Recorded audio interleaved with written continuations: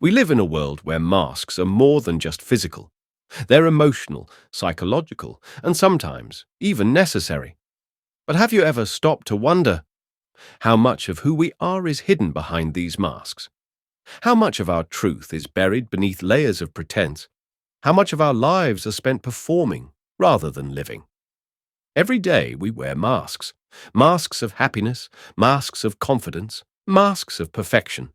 We pretend to be okay when we're not. We pretend to have it all together when we're falling apart. Why? Because vulnerability is scary.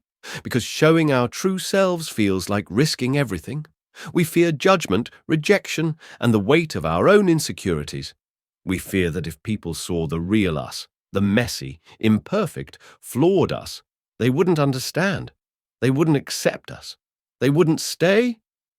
We laugh when we want to cry. We say, "I'm fine," when we're screaming inside. We pretend because we think no one will understand.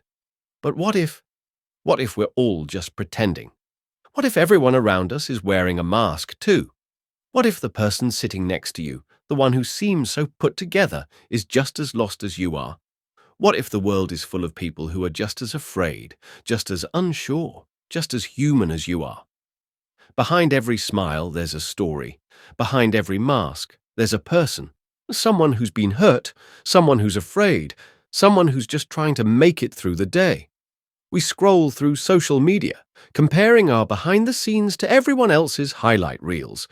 We forget that what we see is rarely the whole truth. We forget that everyone is fighting a battle we know nothing about. And in that forgetting, we isolate ourselves. We convince ourselves that we're the only ones who feel this way, that we're the only ones who are struggling. But what if that's the biggest lie of all? We all have moments when the mask slips, when the weight of pretending becomes too heavy to carry, when we're alone and the silence forces us to confront the truth we've been running from.